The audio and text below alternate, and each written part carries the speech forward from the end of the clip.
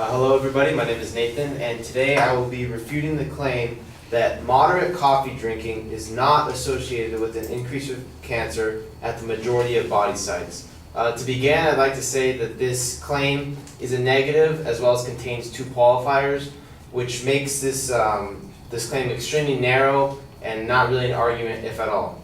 The secondary claims used by my opponent were: one, there's little evidence for an association between throat cancer risk and the amount of coffee consumed. Two, recent science fails to support an association between coffee consumption and an increased risk of pancreatic cancer. Three, research suggests that there is no link between coffee consumption and kidney cancer. Four, there is no evidence that coffee consumption is linked to skin cancer. Caffeine, however, may protect skin cells against the harmful effects of UVB radiation. And five, high consumption of coffee, more than 5 cups a day, may increase the risk of lung cancer. However, the effects of smoking and other factors may still exist. To begin, I will be refuting my opponent's first claim by showing that drinking hot coffee does in fact increase the risk of throat cancer. Then I will be refuting my opponent's fourth claim by showing that data taken from a study on mice cannot necessarily be applied to humans drinking coffee. And finally, I will be refuting my opponent's main claim by showing that there actually is a link to drinking coffee and increasing breast cancer. I'd also like to point out that my opponent's second and third claims are merely facts and they cannot be refuted or argued. And my opponent's fifth claim that high consumption of coffee may increase the risk of lung cancer is actually refuting his own claim, and it helps me.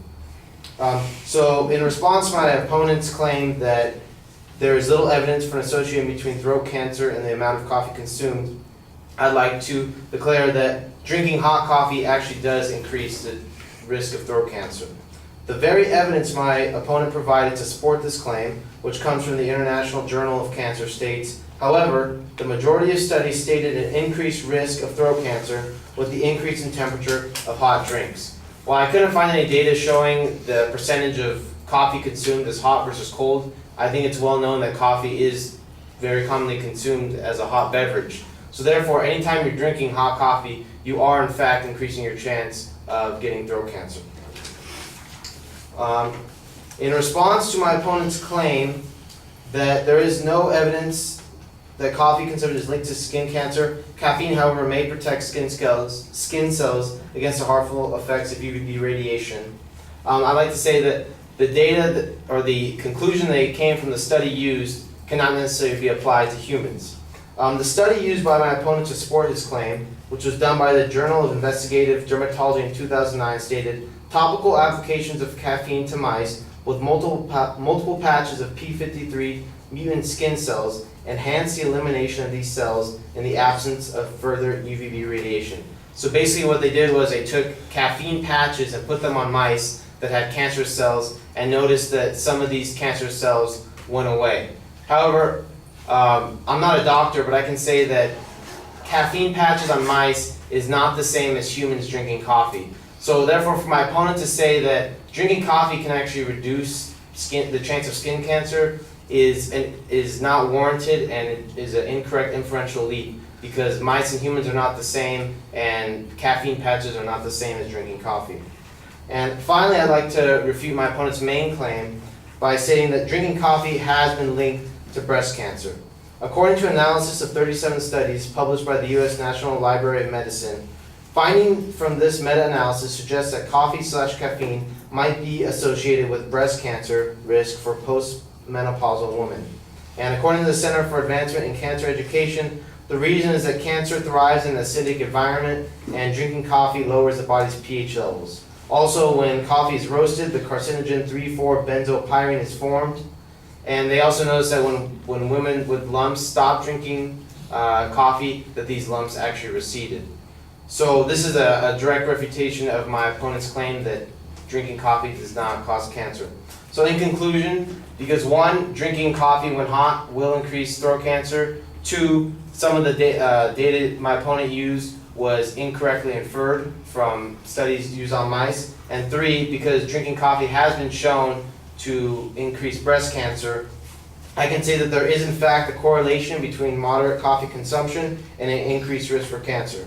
Therefore, everyone, especially women, should be cautious when drinking coffee. Thank you.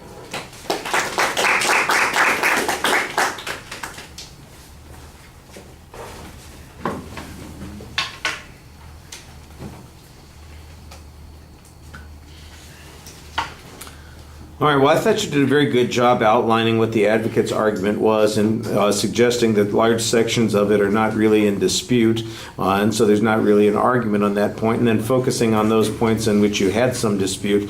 On the first point on throat cancer, you do give a reasonable explanation about why there is some risk that goes on there, and even though it's not something that gets quantified, I think it does address the issue that the advocate was talking about, which suggests that there isn't anything to be worried about. And you've suggested good reason to believe that there is, even using the advocate's own evidence on that particular point. I'm not sure that it would be that hard to find information on how much coffee gets served that's hot versus cold. In fact, I would think that that would be something that Starbucks probably, puts out on their information.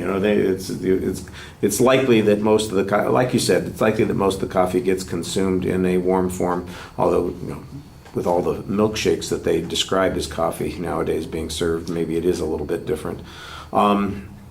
The argument about the mice study, I thought that was pretty reasonable. That seems to be kind of dismissing the advocate's argument on point number 4. There's a lot of analogy challenges there that make sense, and I think I understand the point that you're making there in a pretty straightforward way. And then the final argument that you make is that there does appear to be a risk of cancer, breast cancer. It's not specific to the point that the advocate's talking about, but it does show that there is something that people should be concerned about. So if the more general issue that the advocate's talking about is that there's no danger in consuming coffee, you do have a counterclaim here that it suggests that there is some potential danger on that point. I thought that you had a good summary of your position at the end, and even though that there is difficulty in finding where the dispute is on this particular point, that you did a good job identifying those issues on which you thought there was some controversy.